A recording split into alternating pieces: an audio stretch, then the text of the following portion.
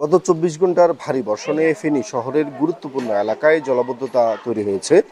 আমরা এখন আছি ফেনী শহরের নাজির রোড এলাকায়। এটি শহরের একটি ব্যস্ততম এলাকা এবং ব্যস্ততম সড়ক। আমরা দেখতে পাচ্ছি যে এখনও এই সড়কে এই জলাবদ্ধতার সৃষ্টি আছে। আমরা দেখেছি যে ফেনী শহরের শহীদ শহীদুল্লাহ কায়চার সড়ক, ট্রাং রোড, একাডেমি সড়ক সহ অন্যান্য যেসব সড়ক রয়েছে সবগুলো সড়কেই কিন্তু গতকাল সকাল এবং রাতে হাঁটু পানি পর্যন্ত দেখা গেছে।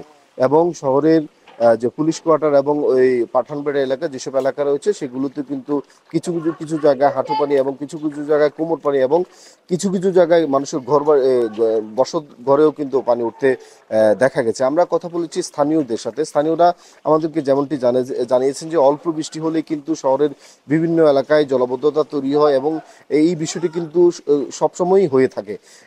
তারা যেটি বলছেন যে এই যে ড্রেনেজ ব্যবস্থা রয়েছে সেটির খুবই নাজুক অবস্থা, যার ফলশ্রুতিতে সামান্য বৃষ্টির হলেই তাদের যে দুর্ভোগ সেটি কিন্তু বেড়ে যায়। আমরা কথা বলেছি পৌরসভা কর্তৃপক্ষের সাথে। পৌরসভার মেয়র আমাদেরকে যেমনটি জানিয়েছেন যে এই যে নাজুক পরিস্থিতি এটি থেকে উত্তরণের জন্য ইতিমধ্যে কিন্তু পৌরসভার ৩০ জনের বেশি জনবল কিন্তু মাঠে কাজ করছে। তারা ড্রেনেজ ব্যবস্থা এবং এই ময়লা আবর্জনা পরিষ্কার সহ বিভিন্ন কাজে কিন্তু নিয়োজিত রয়েছেন। তিনি আমাদেরকে যেমনটি জানিয়েছেন যে এই যে জলাবদ্ধতা এটি নিরসনে কিন্তু স্থানীয় যে যারা জনগণ রয়েছে তাদেরও কিন্তু কিছুটা দায় রয়েছে।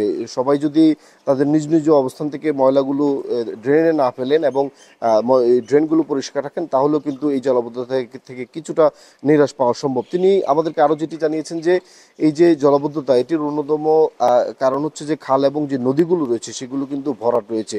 নদীগুলো দিয়ে কিন্তু খুব সহজে কিন্তু পানি নামছে না, যার ফলশ্রুতিতে শহর অঞ্চলেও কিন্তু জলাবদ্ধতার সৃষ্টি হয়েছে। অপরদিকে নাগরিকরা যেটি বলছেন যে এই যে পরিস্থিতি এটি থেকে উত্তরণের একমাত্র পথ হচ্ছে যে ড্রেনেজ ব্যবস্থা আর উন্নত করা। সেটি যদি করা যায় তাহলে তারা এই যে নিত্য ভোগান্তি সেটি থেকে কিন্তু তারা রেহাই পাবেন। এই ছিল ফেনীর নাজির রোড থেকে জলাবদ্ধতা পরিস্থিতির আমার কাছে সর্বশেষ।